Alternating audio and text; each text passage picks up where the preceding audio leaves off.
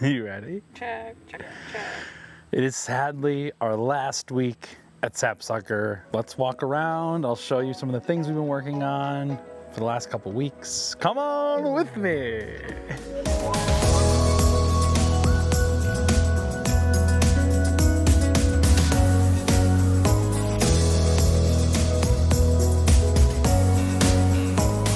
Obviously lots of chicken duty, give them lots of food scraps, collecting the eggs. She's also been taking care of the baby chicks, which are now kind of like teenage chicks. They're getting older, they have some free range space now. Don't touch the fence, it's electrified and it works because we fixed it. I actually think we talked about that in the last video. I know all the ins and outs of an electric fence. Good morning, ladies. The chickens are eating the scraps that Lauren brought out to them this morning. Your failed granola bar is in there. I don't know where. I think they ate it. Oh wow, yeah they did. Yeah, it was literally right here. Chickadees. Getting the last bits. Okay, well then come on, let's go out to the orchard and I'll show you some of the apple trees that we harvested. This is an apple I harvested a little bit of. They're not quite ready. They're really close though. Still good. Want a bite? Sure, thanks. Let's go this way. These native grasses are huge. We've been doing orchard maintenance basically the whole time we've been here. We came through and worked on the irrigation system. So that was cool to learn about. It is like a tube with little emitters throughout. So just checking, making sure all the trees are getting irrigation. It's like a supplemental irrigation. And then once the irrigation was working, the area was clear, we were ready to actually assess the trees. So we came through and checked on all the trees. We're seeing which ones maybe needed a little bit of harvest. See how drooping this branch is?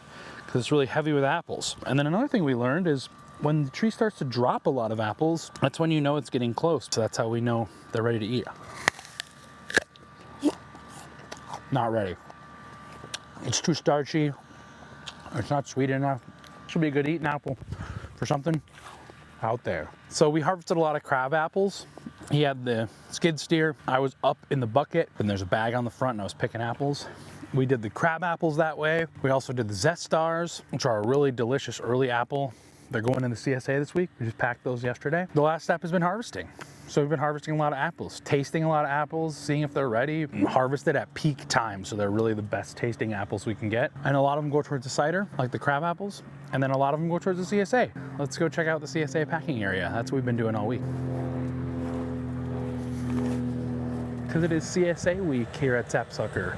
So these are the walk-in coolers. I think we've been in here before already, but if you come in, I can show you. So this is something Lauren and I worked on a little earlier this week.